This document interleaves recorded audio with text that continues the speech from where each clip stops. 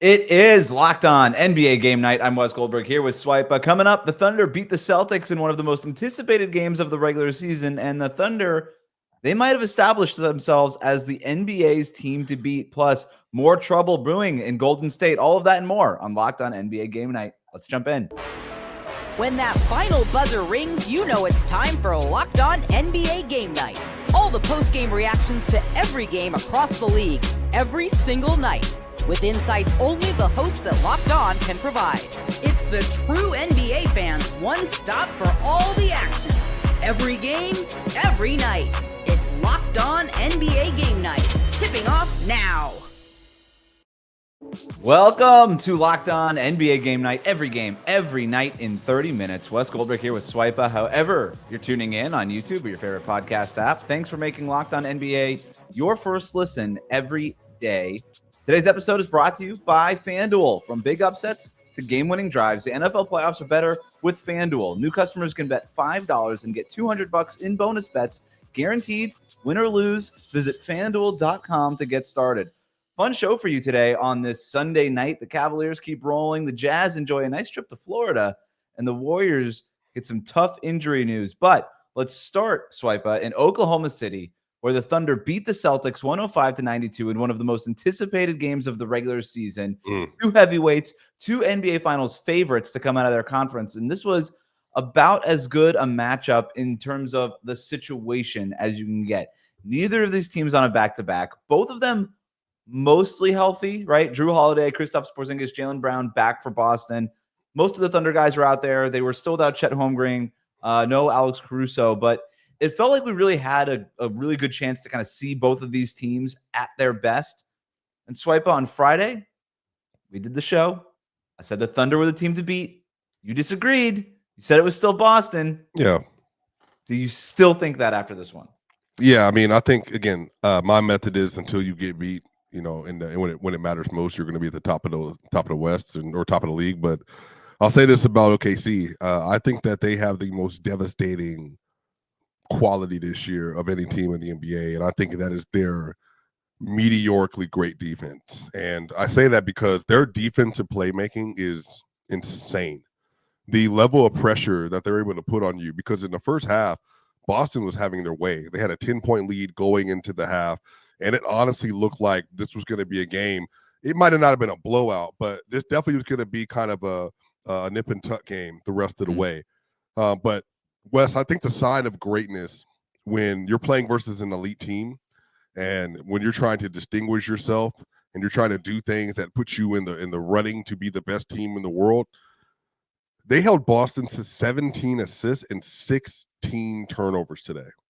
Yep. And for me, that is such a stark number because Boston prides itself on ball movement, and Boston prides itself on trying to find the best possible looks for whoever's on the court.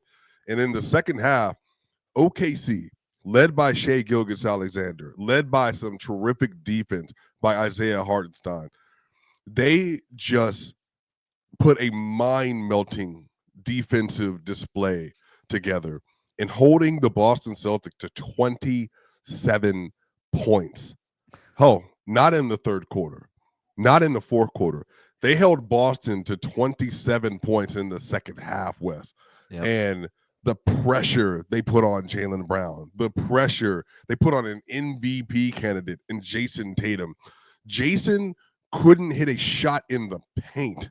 And SGA, who had a great shot-making game of his own with 33 points, he wanted everybody to know that it ain't just on offense that I'm taking over this game.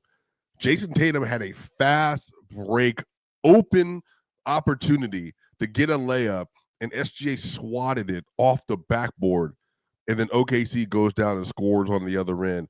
Wes, I think that's what it is for me. I think SGA he's clearly one of the two best players, I think, in basketball this year, or three. And I think that what makes him so special is that his shot making is whatever you would want to see from an elite guard, Wes, but it's their defense. It's the way they play together. They're swarming that sets them apart. They have everything you need for a championship team, right? You've got an MVP candidate, one of the top scorers in the league on one side, and then the league's most I love that word you use, devastating. The league's best defense by a mile. Yeah. On the other end, okay, like what else are we looking for here? They got tons of depth, great coaching. Guy just won Coach of the Year last year, Mark Daigneault. They're checking every single box, and Chet Holmgren didn't even play in this one, and he might be their second best player, and that's with Jalen Williams playing well.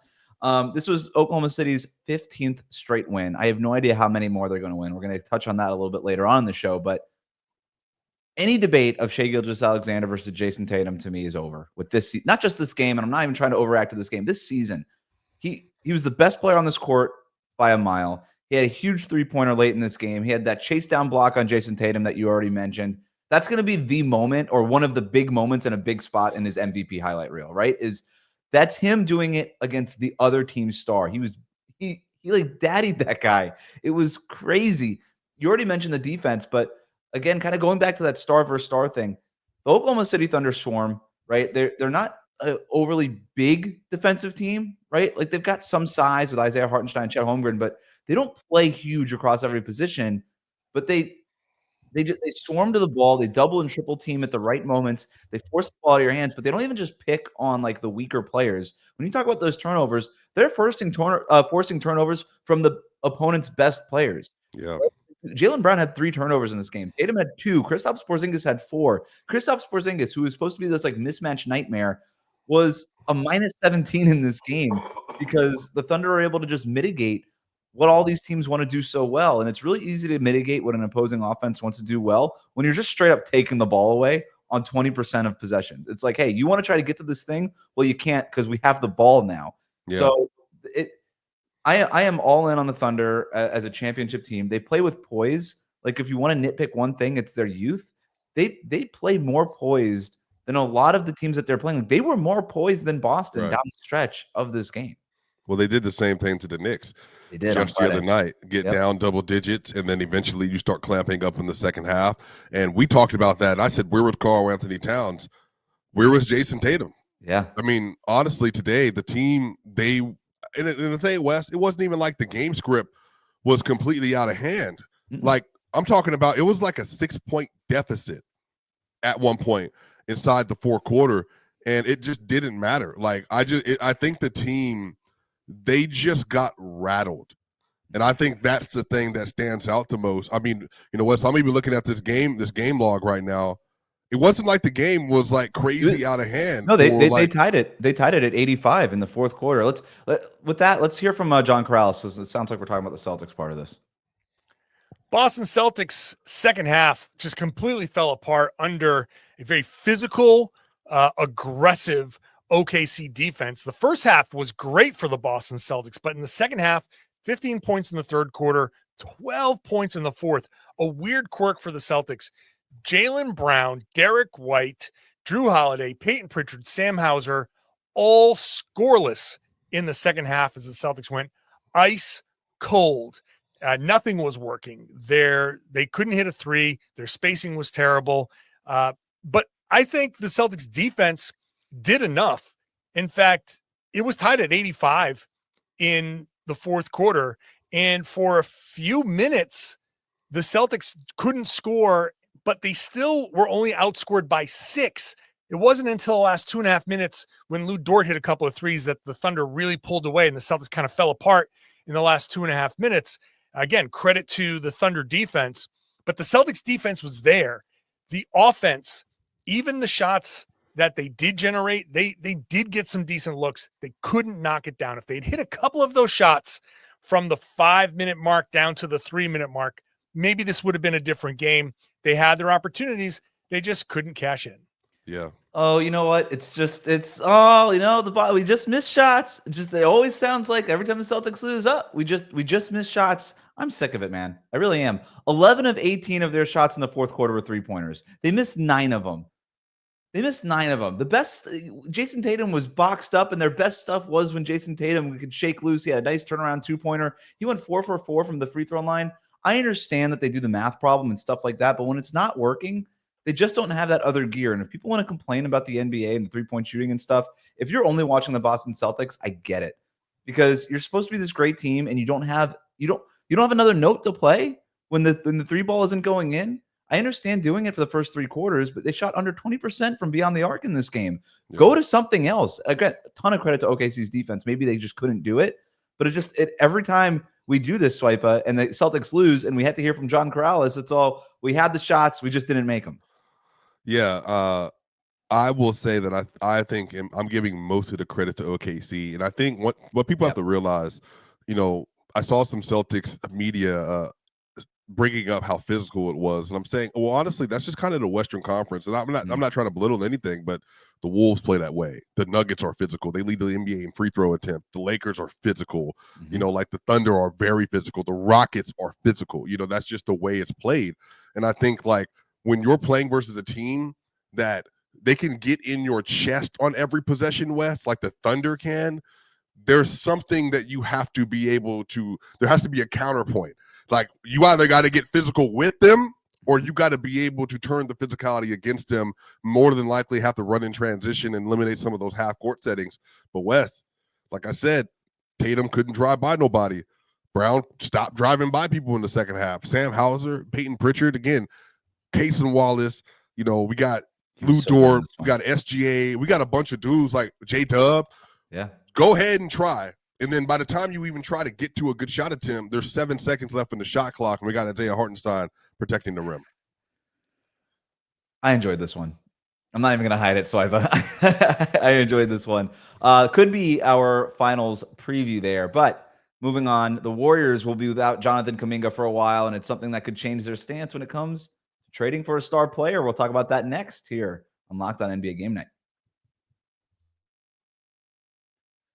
Today's episode is brought to you by Prize Picks. Basketball season is heating up, and there's no better way to get real money action while watching your favorite NBA stars than with Prize Picks. Whether you're a diehard fan or just love some friendly competition, Prize Picks makes it fun and easy to turn your basketball knowledge into cash. Here's how it works. You pick more or less on at least 2 players for a shot to win up to 1,000 times your cash. Think LeBron's going to drop 30 points, or maybe Luka's getting more than 8 assists? Prize Picks lets you make your predictions and put your money where your mouth is in just 60 seconds. I've been using Prize Picks all season, and let me tell you, it's addictive. Last week, I picked Jason Tatum for more than 29 points. I picked Anthony Edwards for more than 25 points. That's the kind of action I'm talking about. It's easy. And with Prize Picks flex play option, even if one of my picks doesn't hit, I can still double my money. Plus, once I hit, I get my money fast, sometimes as quick as 15 minutes. And it's honestly the best way to keep the games exciting. Now's the perfect time to join. Download the app today. Use the code LOCKEDONNBA to get $50 instantly when you place your first $5 lineup. That's right.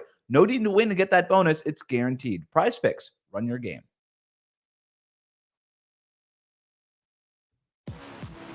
Thanks for making Locked On NBA Game Night every game, every night your first listen. The best way to support the show. Subscribe on YouTube and on your favorite podcast app. Let's go to Sacramento, where the Warriors lost to the Sacramento Kings, 129-99. This game was over basically in the first quarter. Kings go up 36-21. That Warriors on the second night of it back-to-back, and boy, did they look like it. A nice win for the Kings. They've won 4 in a row. Shout out to Doug Christie. But the big Warriors news on Sunday came when the team announced that Jonathan Kuminga will be out for at least 3 weeks due to what they are calling, quote, a significant sprained right ankle that they found after undergoing an MRI. Kuminga suffered that injury on Saturday night. A tough loss for Golden State, not just the one against the Kings, but obviously having lost Jonathan Kuminga now for at least 3 weeks. Where does this leave them now? Oh, they were already halfway in the dirt. Wes, they're 18-17, and they started the year off with 12-3. So like it's kind of over. And I think everybody that had like an unbiased view of the Warriors knew they were not a good basketball team relative to having Steph Curry, who I think is good enough still to be a number 2 option on a championship team. And really, maybe he catches a really nice run. He can be a high-end number 1 in a playoff setting, but they don't have the team around him. And now without Jonathan Kuminga, you've already had all that stuff off the court with Steve Kerr, Jonathan Kuminga, the contract stuff, whose team it is going forward. Should Steve Kerr be here to coach Jonathan Kuminga? If you want Steve Kerr and Steph and them to be here, then you need to get off Jonathan Kuminga. The Warriors apparently have turned down trades for multiple players. They were in the Jimmy Butler hunt, but guess what, Wes? They're wide open in the Jimmy Butler hunt right now, if I'm them. Because now, no Jonathan Kuminga, so what, pods, Buddy Hield has regressed back to Buddy Hield, 76ers Buddy Hield. They're already without DeAnthony Melton. They need more players. And so for me, if anything, if they actually care about trying to win this year with Steph, doing what they can to, this just cements them like they have to do what it needs to be done, I think, to acquire Jimmy Butler. But I just don't know if they're willing to do it.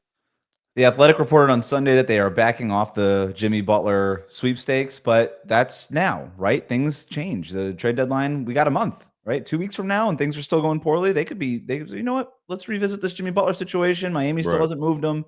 The Heat might have to give him up for relatively nothing. I mean, the reporting on Sunday was that the market is tepid and it's limited, and that if the Heat do have to settle, then maybe it does look like something like Andrew Wiggins and expiring contracts coming from Golden State just to kind of get off of Jimmy Butler. And if that's the case, you'd almost have to do it, I think, if you're the Warriors, despite some of the long-term contract issues. But like, speaking of trades, like the Dennis Schroeder thing just hasn't worked out for the Warriors. They're 4-7 since getting him. He was like 1 for 7 in this game. He went from a guy who's like, oh, I like that player in Brooklyn, to just completely disappeared in Golden State. And I read something, I can't remember. I wish I remembered where it was, but a scout told the reporter, Dennis Schroeder is great when you're running the offense through him. Like, he can kind of do stuff for you, but you have an obvious low ceiling when that's the case. But when he's just sort of an accessory on the offense, like, there's not much there from him. And that's been the case. Like, he's an okay shooter. He's not an amazing shooter. Tries hard defensively, but he's undersized. Yeah. It just hasn't worked. And I don't know what you do with this, because you gave up real stuff for him, and now you can't trade him until, a day before the trade deadline.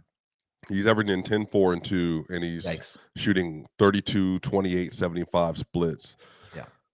Well, but again, I don't really blame Dennis for that, because Dennis, I said this when he got traded, should not have gone to the Warriors. I actually hope he would go to a team that was a real contender that has size around him. But asking Dennis and Steph Curry to start in the backcourt, again, when you already don't have size, I don't think that Mike Dunleavy and the folks that are making decisions for this team, I think they are split on what they actually want to do. They're walking the line. They're not committing to a vision of going young, getting rid of Steph and Dre, or committing to going old and experienced and trying to win a championship. Dennis Schroeder doesn't fall into either one of those categories, because Steph needs another point guard or guard next to them that has some size and true defensive capability to take on the tough matchups, to take the burden off of Steph and be a ball creator. I still don't know why Moses Moody isn't starting there. Dennis Schroeder and Steph Curry, everybody on the planet knows that doesn't work. Yeah. They're too small. Schroeder off the bench makes a lot of sense as a 6-man. Steph comes out. You want a ball handler? That's why I thought they traded for him, because they didn't have that guy. I don't know why they're so committed to starting him. They got to make a change at the very least at that point. And then, like you said, I agree. They got to look at the trade market much more seriously and make a decision here. Let's move on. Darius Garland scored 25 points. Jarrett Allen had 19 points and 11 rebounds. And the NBA leading Cleveland Cavaliers beat the Charlotte Hornets 115-105. They extend their win streak to 10 games. Here's more from Locked On Cavs. Danny Cunningham here at Rocket Mortgage Fieldhouse after the Cavs beat the Charlotte Hornets 115-105. Let's talk for 94 feet about this one. The Cavs, I thought, had pretty good energy tonight, which was a really good sign considering that it was the first game back for this team after a 4-game West Coast trip. This is sort of a trap spot for a team when you're out west for a little bit, and your first game back doesn't necessarily always feel like a home game for the team, because your body clock can be messed up and just a number of other different things. But I thought the Cavs had a pretty good energy level, all things considered, in this one. It's their 10th straight win.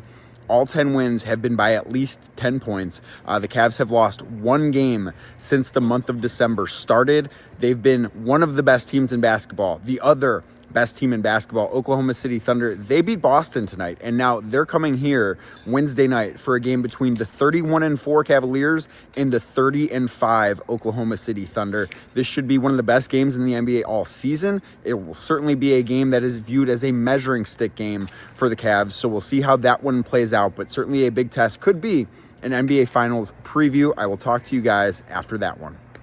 Swipa, who you got on Wednesday night's game? Cavs Thunder. Oh, okay. See.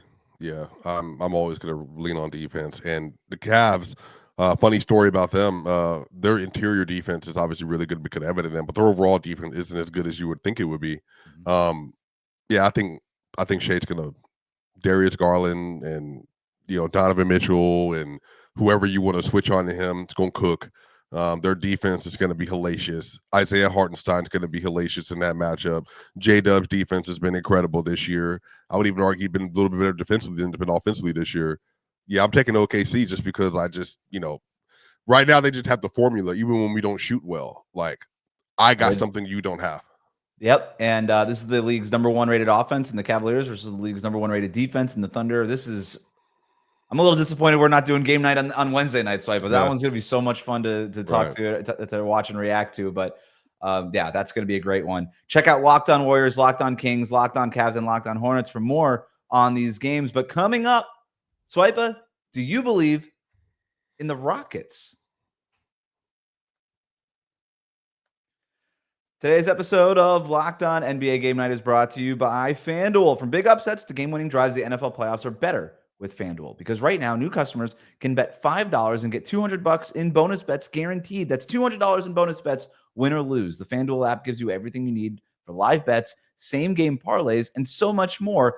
Looking at the FanDuel Sportsbook app right now, the Cleveland Cavaliers, the team we just talked about, plus 1,100 to win the finals. I like those odds, but I'll tell you what I like more. Cavs Thunder as a finals matchup. You can get that one at plus 1,400. For reference, Celtics Thunder, the typical favorite for the NBA Finals, that's plus 400. So you can get plus $1,400 value, plus 1,400 value on Cavs Thunder. That just feels like a good value bet to make. Just visit FanDuel.com to join today. Get started with $200 in bonus bets. That's FanDuel.com. Make this playoff season unforgettable with FanDuel, an official sportsbook partner of the NFL.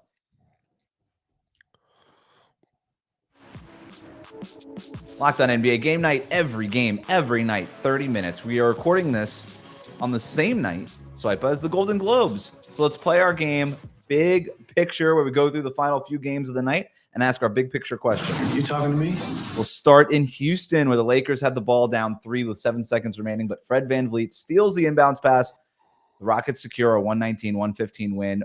Jalen Green, 33 points for the Rockets. He went 5 of 12 from deep. Amen Thompson getting the start for Jabari Smith Jr. He had 23 points and 16 rebounds, plus a monster dunk off of a Jalen Green miss that goes down as one of the best dunks of the season. Green airballs this 3 from the corner as the shot clock expired. Thompson just comes out of nowhere, grabs the ball at a high point, and throws it down with 2 hands.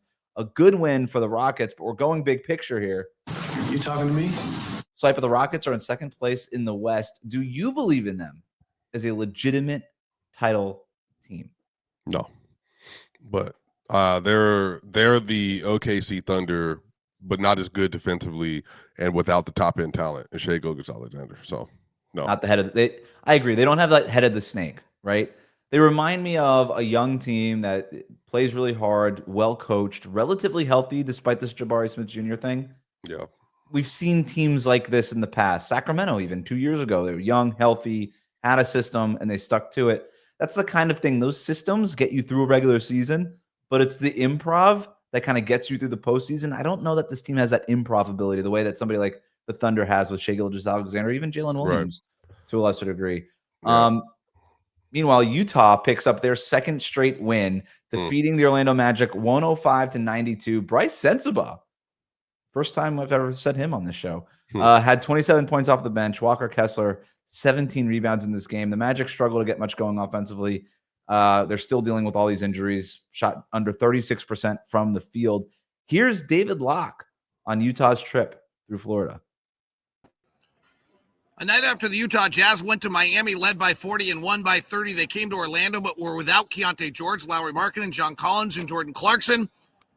And Orlando was without all of their scorers. So in a game that only had one player averaging more than 10 points per game, Colin Sexton, it was Orlando native Bryce Sensabaugh that did most of the damage for the Utah Jazz as he carried the way in the second half. After a 43-43 tie in the first half, it was Sensabaugh in the second half carrying the way. 27 points for Sensabaugh, coming the night after he had 30-plus in Miami. A big breakout for the Florida native in Florida in these 2 games, playing just his 60th NBA game. The second-year player out of Ohio State has given the Jazz young youth movement a little boost in the last 2 nights as the Jazz surprisingly go to Florida and win both ball games, once with a full docket of players, the other with a very limited group, as they're able to take advantage of Orlando's injuries as well. Jazz win it tonight behind 27 from Sensabaugh in Florida.